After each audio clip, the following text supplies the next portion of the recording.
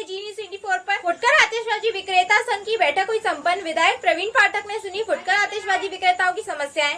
आतिशबाजी संघ की बैठक छतरी मंदिर के प्रांगण में आयोजित की गई। बैठक में शामिल संघ के संरक्षक भाजपा के वरिष्ठ नेता राकेश यादव, दक्षिण विधानसभा विधायक प्रवीण पाठक और संघ के पदाधिकारियों सहित फुटकर आतिशबाजी विक्रेता शामिल हुए।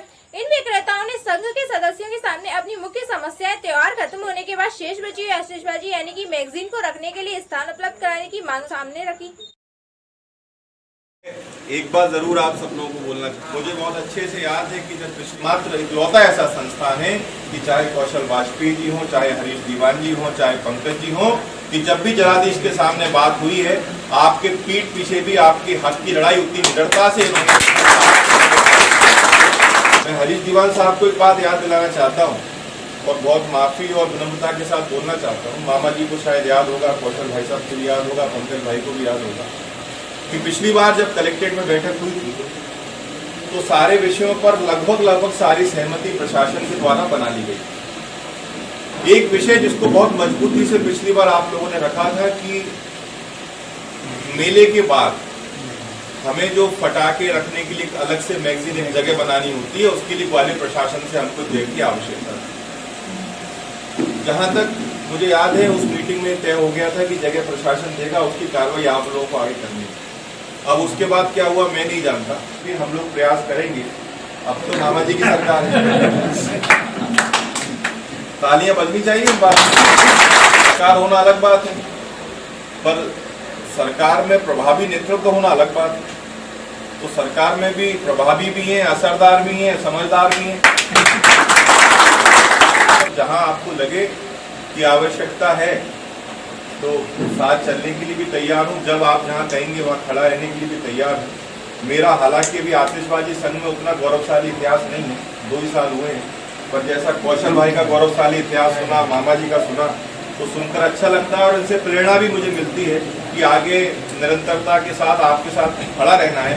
क्योंकि ऐसे बहुत कम संगठन होते हैं जो पुराने लोगों को याद रखते हैं। जिस तरीके से आपने हमेशा कौशल भाई की गंभीरता को, कौशल भाई ने जो आप संगठन के लिए किया उसको याद रखते हैं, सम्मान करते हैं, बहुत बड़ी बात है।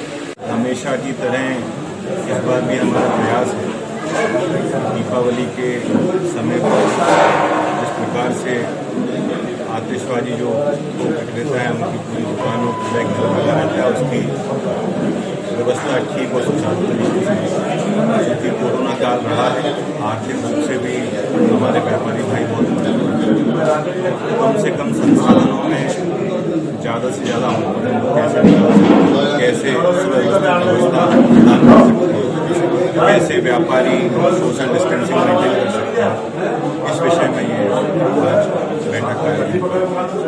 निश्चित तौर पर कोरोना इस समय भारतवर्ष के लिए ही नहीं पूरे विश्व के लिए एक चुनौती है और जितने भी नियम, चाहे इलेक्शन से संबंधित हो, चाहे किसी भी धार्मिकता से जुड़े हो, सबके अलग अलग नियम हैं, उनका पालन करना हम सभी लोगों का दायित्व है, चाहे वो व्यक्ति किसी पार्टी का सदस्य हो या जनसेवक। तो जैसा कि आपने अभी बोला अपने बयान में भी, यहाँ पर जो सभा में आप संबोधित कर रहे थे कि विधायकी रहे न रहे, इसके पीछे क्या कारण है? कोई भी व्यक्ति जो हमारे संगठन के लिए मदद करता है, वो चाहे पद पे ना रहे तो भी उसकी हमारे संगठन के लिए उपयोगिता है। नहीं, अभी आपने कहा ना विधायक जी आप रहें ना रहें, तो अभी तो विधायक पद में हैं वो। नहीं, यदि वो नहीं भी रहेंगे विधायक तो भी हमारा संगठन को सम्मान करेगा। उन्होंने हमारे संगठन के लिए जो मदद की है उसको संगठन सदैव याद रखेगा। मतलब आप इंटरली माना जाए तो आपका झुकाव विधायक की तरफ है, संगठन पर आपका झुकाव विधायक जी की तरफ नहीं है, पर्सनली विधायक की, पर्सनली उनके जो काम है उसके लिए संगठन उनका आभारी रहेगा हमेशा। खेरेज का स्टोरेज के लिए कोई, जैसे आप पिछली बार आगजनी हो गई, हमने बात की है, पहले भी हमने बात की थी, तो कलेक्टर साहब को शायद आवेदन दिया भी था उस समय। अब दोबारा से उसके लिए चर्चा करेंगे। दिक्कत ये आती है कि लास्ट में जब पटाखे बजते हैं तो उनको रखने की बड़ी समस्या होती है। वही मेरा कहने का मतलब। उस समस्या के समाधान के लिए हम लोगों ने मैगजीन के लिए जगह की मांग की है। वो जगह वो क्या सार्वजनिक हो, मतलब पर्सनली, जैसे लोगों के पास लाइसेंस है मैगजीन के, तो वो पर्सनली वो किराया लेते हैं। तो एक सार्वजनिक संगठन की जो मैगजीन होगी तो उसमें नॉमिनल एक तो किराया होगा, तो उनको जो पता चला जितने के पटाखे नहीं है उससे ज़्यादा उनको किराया लग गया, तो उससे उनकी बचत हो जाएगी, क्योंकि बहुत छोटा व्यवसाय है, अच्छा व्यवसाय 5-7 दिन का व्यवसाय रहता है। 5-7 दिन के लिए हमें लाइसेंस मिलता है। 7 दिन के अंदर कोई आदमी 10,000 कमाता है, कोई 20,000 कमाता है। अच्छा, और साल भर यदि उसके पटाखे बच गए तो उसका 20,000 का किराया लग अच्छा जाता है। आदरणीय, एक चीज बताइए, लाइसेंस जिसके नाम होता है लेकिन वो ना दुकान लाते दूसरा आदमी लाइसेंस आता है। नहीं, मैक्सिमम तो वही लगाते हैं। एक आध कोई अपवाद हो सकता है, किसी के घर में कोई समस्या आ गई, एक आदमी ऐसे कई हम आपको सबूत दे सकते हैं जो उनके नाम लाइसेंस भी लगाते हैं। प्रशासन उसकी चेकिंग करता है, प्रशासन की चेकिंग करता है। क्या प्रशासन कार्रवाई, का क्या काम प्रावधान है, हाँ? क्या प्रावधान है कार्रवाई का? नहीं, करना तो उसी को चाहिए।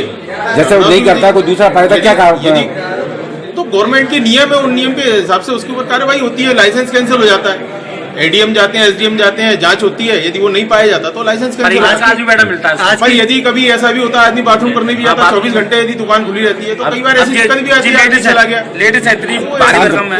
इस तरह की तमाम समस्या होती है। बस आज की बैठक में कौन कौन शामिल रहा है?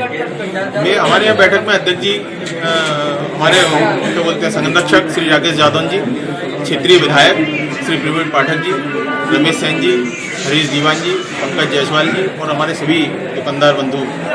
मेला यूनियन का मेला संयोजक भी हूँ और कोषाध्यक्ष भी हूँ। अच्छा, आप कोई आतिशबाजी दुकान जो लगाते हैं उसमें क्या समस्याएं आती हैं? आतिशबाजी मेले में समस्याएं ये है कि हम लोग प्रशासन से लाइसेंस लेके पूरा मेला लगवाते हैं, जिसमें सभी नियमों का पालन करके दुकानें लगती हैं, सभी दुकानें लगवाते हैं। पर उसके बाद क्या होता है, शहर के सभी थाना क्षेत्रों में हर चौराहों पे दुकानें सज जाती हैं अवैध रूप से, जिससे हमारे मेले में दुकानदारों को काफ़ी नुकसान होता है। उस समय हम प्रशासन से शिकायत करते हैं और हमारी सुनवाई नहीं दुकानें होती। कौन लगवाता है? उस क्षेत्र थाना क्षेत्रों के जो दीवान होते हैं, जो बीट के जो प्रभारी होते हैं, वो अपने अपने चौराहों पे लगवाते हैं और आखिरी के 3 दिन दुकानें लगती हैं। हम लोग अपनी मेले में दुकानें देखें, इनकी शिकायत करते हैं। उस समय प्रशासन पे इतना लोड रहता है कि वो लोग भी हमारी समस्याओं का, हमने हर बार उनकी वीडियो और फोटो भेज के प्रशासन को दी, और जिससे हमारे मेले में काफ़ी नुकसान हुआ। जैसे अभी से ही हम लोगों को लाइसेंस भी नहीं किया गया और शहर में होलसेल की दुकानों पर रिटेल दुकानदारी भी शुरू हुई। ये समस्या हम लोगों के साथ हर वर्ष।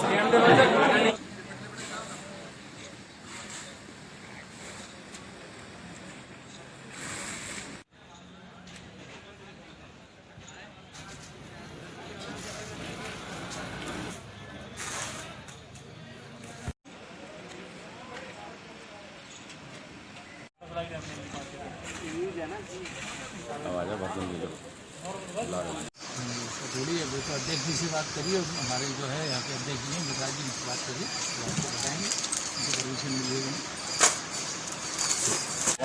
कम है, आगे ईश्वर की मर्जी है, क्या होता है। मतलब व्यापारी से बात सेल हो रही है, हाँ, तो इसी कारण से अपन कलेक्टर के आदेश की धज्जियां उड़ाते हुए अपन काम चालू करती है। नहीं ऐसा नहीं है ना, कलेक्टर की अनुमति तो रहती है ना, पूरे साल की रहती है। 2007।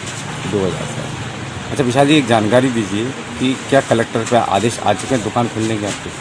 ये तो स्थायी दुकान है, इसमें आदेश की हर बार जरूरत नहीं है। लाइसेंस रिन्यूअल होते हैं, तो चालान जमा कर दिए हैं, प्रोसेसिंग में लाइसेंस बन गया। क्या रिन्यूअल हो चुके हैं? अब ये तो वहीं मालूम पड़ेगी कि हमने चालान जमा कर दिया अपने। कितने दिन के लिए परमिशन रहती है खोलने की?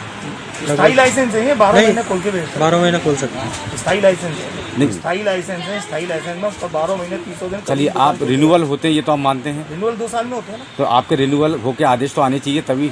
नहीं, चालान जमा हो गया तो चालान ही हमारा लाइसेंस है। चालान ही आपका? चालान ही लाइसेंस, चालान जमा कर दिया ना हमने, डेट रिन्यूअल मतलब खत्म, उसकी एक्सपायरी होने से पहले हमने चालान जमा कर दिया। चालान की कॉपी हमारे पास है।